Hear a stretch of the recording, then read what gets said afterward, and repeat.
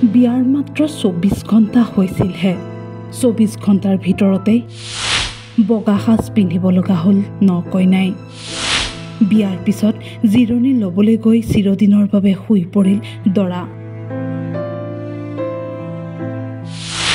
এটা মুহূৰ্ততেই বিয়াৰ আনন্দ পৰিণত হ'ল সকলোই মাত্ৰ ২৪ ঘণ্টাৰ ভিতৰতেই সলনি হৈ গ'ল ন কইনাৰ জীৱন বুধবাৰে পুৱা কইনালৈ ঘৰ সোমাইছিলগৈ উত্তৰ প্ৰদেশৰ মইনপুৰীৰ হাভিদিয়া গাঁৱৰ সোনু যাদৱ বিয়াখনক লৈ সকলোৰে মনত আনন্দ ফূৰ্তি দৰা ঘৰৰ আত্মীয়সকলক বিদায় জনোৱাৰ পিছত দৰা সোনুৱে কিছু সময়ৰ বাবে জিৰণি লৈছিল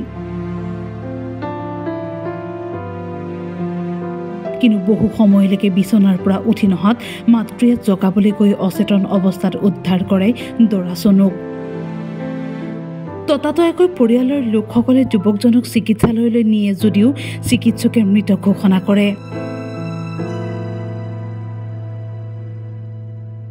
বিয়াৰ ২৪ ঘণ্টাৰ ভিতৰতে স্বামীক হেৰুৱাই এতিয়া কান্দোনত ভাগি পৰিছে কইনা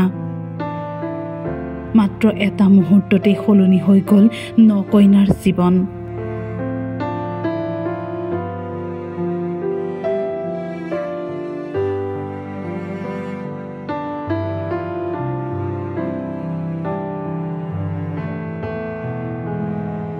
নিউজ ডেস্ক টাইম 8